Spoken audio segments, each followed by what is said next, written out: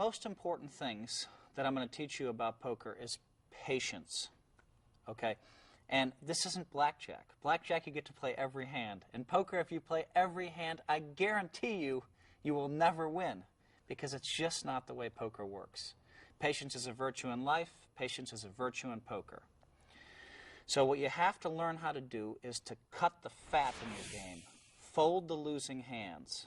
Play the winning hands.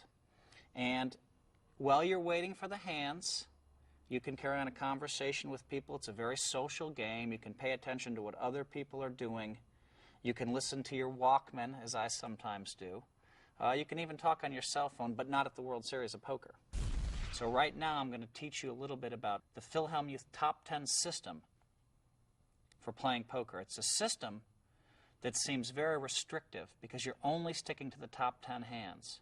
It's a system which is great for beginners. It's a system that I use in world-class tournaments when the time is right. Let me introduce the top 10 hands right now.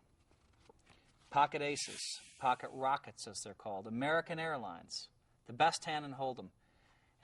Once every 221 hands, you're going to pick up pocket aces. You wait for that moment.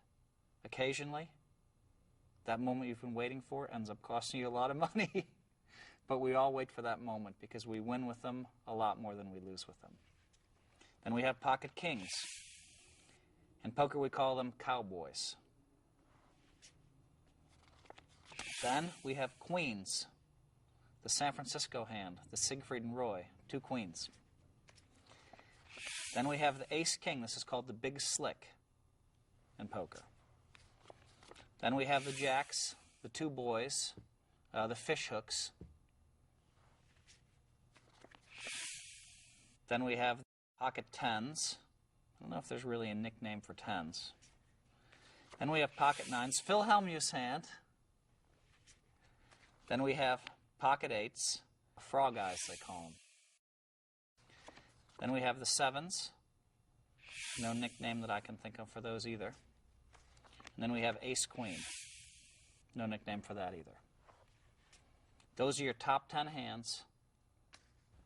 And if you stick to only those hands and raise with them and re-raise with them, that's all you do with these hands is you throw everything else away. You raise and re-raise with your top 10 hands. That's the Philhellmuth system. Now, there are examples of where you don't do this. You might have pocket sevens, and a very tight player, a mouse, raises, or a mouse re-raises. When a mouse raises or a mouse re-raises, a pretty good chance those sevens aren't any good.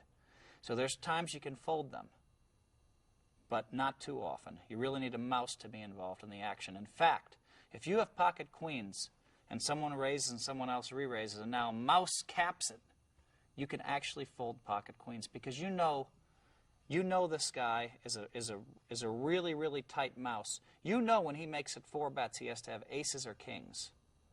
Probably aces. I mean, there's a chance he has ace-king, but it's pretty unlikely. Even if he does have ace-king, you're only even money to win the pot. But the point is, in general, you stick to these hands, and you play them aggressively. You get the raises in. You get the re-raises in.